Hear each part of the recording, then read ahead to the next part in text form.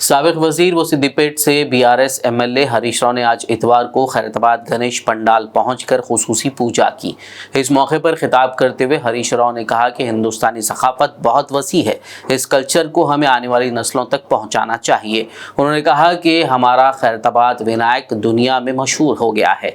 किसी ज़माने में विनायक चौथी के लिए मुंबई का नाम मशहूर था, लेकिन अब पूरा मुल्क खैरताबाद गणेश की बात कर रहा है। यहाँ गणेश की मूर्ति दुनिया की सबसे बड़ी मूर्ति बनाई जाती है और तेलंगाना के लिए यह एक एहसास की बात है। उन्होंने खैरताबाद गणेश उत्सव कमेटी के मुंतज़मीन को मुबारकबाद दी।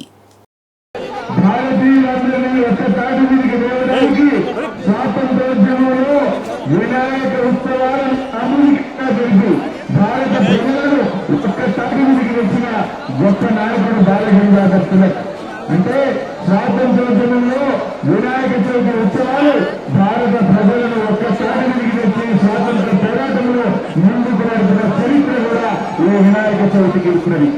ఆ సంప్రదాయాన్ని మనం ఇంకా కూడా కొనసాగిస్తున్నాం. తప్పకుండా రాబోయే రోజుల్లో కూడా కొనసాగిస్తున్నాం. ఇవాళ రాష్ట్రంలో కొన్ని జిల్లాల్లో అకాల వర్షాలు పడి తుఫాన్లు వచ్చి ప్రజలు బాధపడతా ఉన్నారు.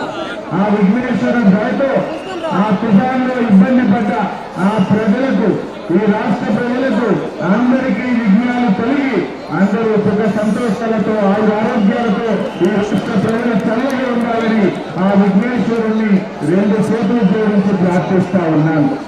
అదేవిధంగా రాష్ట్ర ప్రభుత్వానికి విజ్ఞప్తి, ఇప్పుడే మిత్రులు చెప్పినట్టు ప్రతి సంవత్సరం గణేష్ నిమజ్జన కార్యక్రమాన్ని 9 ఏళ్లు మన నాయకుడు కేసీఆర్ నాయకత్వంలో అద్భుతంగా జరుపుకున్నాం. ఇప్పుడు కూడా అదే పద్ధతిలో నిమజ్జన కార్యక్రమాన్ని గొప్పగా జరపాలని రాష్ట్ర ప్రభుత్వాన్ని కూడా నేను కోరుతా ఉన్నా.